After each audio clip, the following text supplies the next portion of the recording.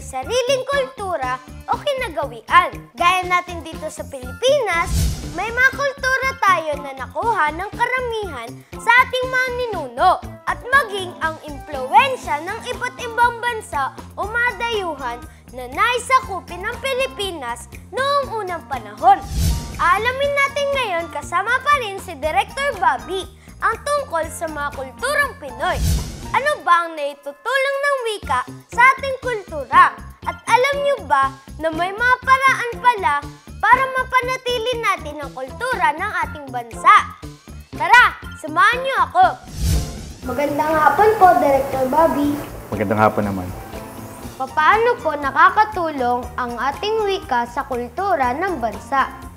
Ang wika at kultura hindi mo may paghihiwalay. Hindi malamig na bagay ang isang wika na pwede mong tanggalin sa kultura. Kapag tinanggal mo ang wika sa isang kultura, parang nabura na yung kultura na yon. Dahil ang wika ang nagsisilbing recorder o tagapagtala kung ano ang mga nagaganap sa loob ng isang pamayanan, sa loob ng isang komunidad na kaya nabibilangan natin. Sinasabi rin ng ating pambansang alagad ng sining Virgilio Almario na ang wika ang imbakan ng ating kaalaman, karanasan, at iba pa. Ano po ang mga kulturang Pinoy na tatak sa atin? Sa iba't ibang lalawigan, ang nakikita kong nananaig pa rin sa kultura natin ay yung pagtingin natin sa pamayanan na kabahagi tayo.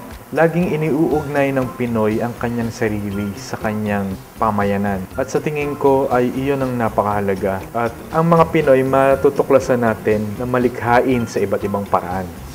Paano po mapapanatili ang kultura natin at ano po ang bahagi namin dito? Ang bawat tao ay magiging malapit sa kanyang komunidad, sa kanyang bayan. Mapapahalagahan niya kahit yung mga mumunting bagay. Halimbawa, kung paano tayo mag-usap, kung paano tayo kumain, paano tayo manamit, kung paano tayo makipag-ugnayan sa kapwa. Lahat yan ay papahalagahan. Ituring mo ang ibang tao na mahalaga sa iyo. Maraming salamat po, Director Bobby. Walang anuman. Mga bata, malaki pala ang naitutulong ng wika pagdating sa ating kultura. Ang wika ay nakapagbibigay ng daan pagdating sa pangangalaga at pagpapatuloy ng ating kultura.